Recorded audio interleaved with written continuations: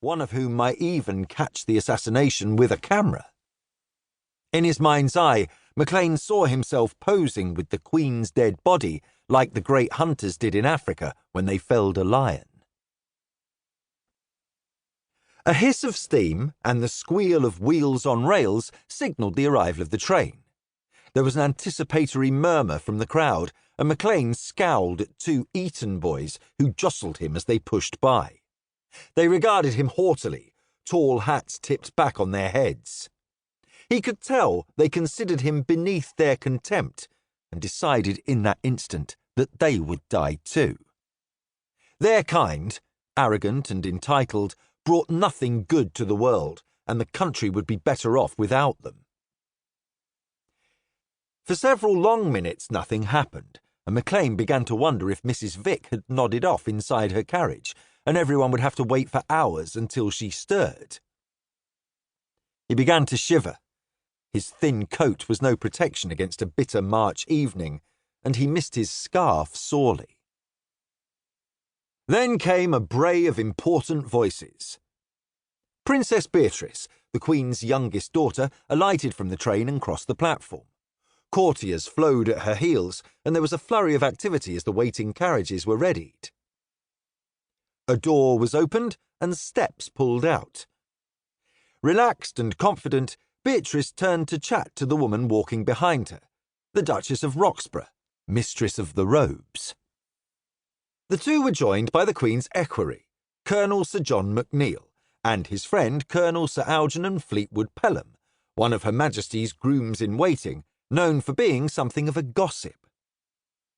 Maclean gripped the pistol harder. All four were intimates of Mrs. Vick, and might even have encouraged her to reject his beautiful poem. After the Queen and the Eton boys, they would pay the price. He had bullets enough for all of them. Even as he imagined the shock on their haughty faces when he opened fire, the Queen waddled out. She was smiling, something she rarely did in public. Maclean knew she was taunting him, gloating because she was wearing a blue sash, the colour God had reserved for him. Rage surged inside him. She was handed into the carriage, and the cavalcade began to move, grey ponies straining at their traces. Maclean hauled out his gun and took aim. The shot rang out, and people screamed. Maclean prepared to fire again, but one of the photographers, a slight, sandy-haired fellow named James Burnside, acted without thought for his own safety. He seized Maclean's wrist and twisted the revolver from his hand. Maclean tried to squirm free, but Burnside was too strong. Then a policeman, Superintendent Hayes of the Windsor Police, surged forward and grabbed Maclean's other arm. Moments later, the two Eton boys joined the melee, striking Maclean with their umbrellas.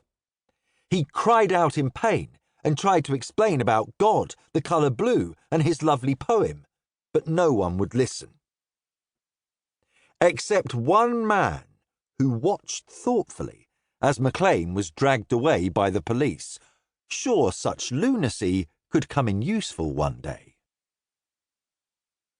Reading, Wednesday the 19th of April 1882. The trial was a sensation. Everyone agreed that Roderick Maclean had indeed intended to shoot the Queen, and might have succeeded if Burnside and Superintendent Hayes had not intervened. They and the Eton boys were hailed as heroes, while the miserable Maclean was denounced as the devil incarnate. The trial lasted less than a day, and the jury took only 5 minutes to deliver the verdict. Not guilty, but insane. It meant Maclean would spend the rest of his life in Broadmoor Criminal Lunatic Asylum.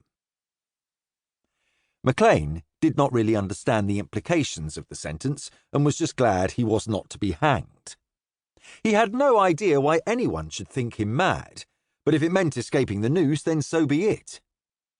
He settled his bowler hat on his head, squared his shoulders, and allowed himself to be marched away. Because of their youth and prominent families, the Eton boys were singled out for special praise, and they